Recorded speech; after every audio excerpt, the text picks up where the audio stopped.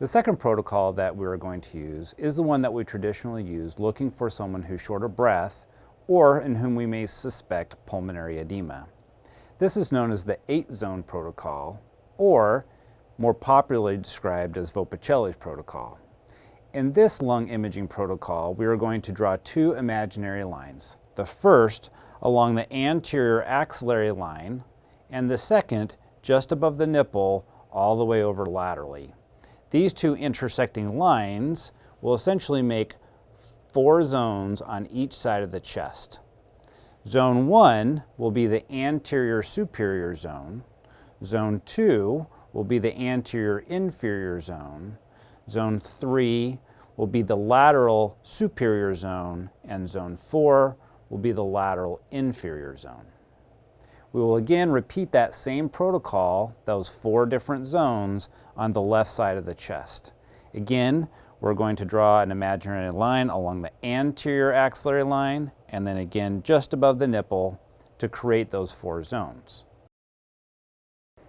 When scanning using the 8-zone method, when performing a lung ultrasound, again, we're going to divide the chest into 8 zones, or 4 zones on each side of the chest.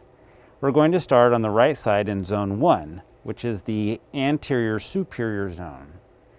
Our machine is going to need to have a depth setting between 12 and 16 centimeters, and we're going to put the probe on the chest wall and move the transducer throughout zone 1, looking for any evidence of B-lines. Next, we're going to move into zone 2. That is going to be the anterior inferior zone. And again, we're going to move the transducer throughout that zone, looking for any evidence of B-lines. Next, we'll move into zone 3, the lateral superior zone. We're going to place the transducer on the chest wall and move the transducer throughout, again, looking for any evidence of B-lines. Finally, we're going to look in zone 4, which is the lateral inferior zone. We're going to move the transducer throughout that zone, looking for any B-lines that may be present. Next, we'll move over onto the left chest.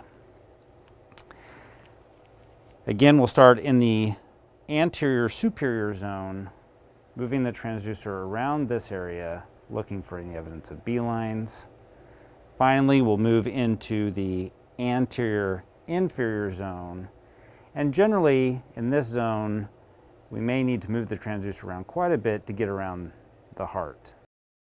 Next, we'll move into the anterior lateral zone on the left chest. Again, moving the transducer all the way throughout, looking for any evidence of B-lines. And then our final view will be zone 4 of the left chest, which is going to be the lateral inferior zone, where we'll move the transducer around, looking for any evidence of B-lines.